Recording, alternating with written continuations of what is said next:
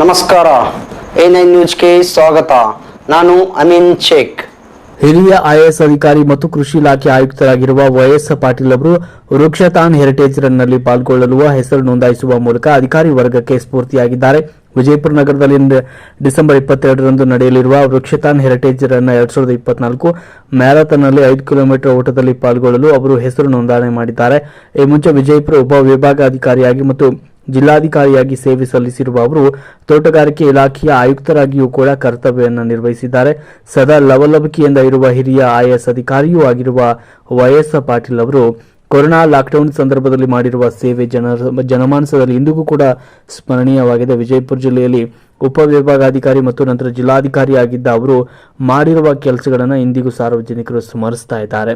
YS Patil ಅವರು Vrukshathon heritage run ಓಟದಲ್ಲಿ ತಮ್ಮ ಹೆಸರು ನೋಂದಾಯಿಸಿರುವುದು ಜಿಲ್ಲೆಯ ಮತ್ತು ರಾಜ್ಯದ ಅಧಿಕಾರಿಗಳು ಕೂಡ ಪಾಲ್ಗೊಳ್ಳಲು ಸ್ಫೂರ್ತಿ ನೀಡಿದಂತಾಗಿದೆ.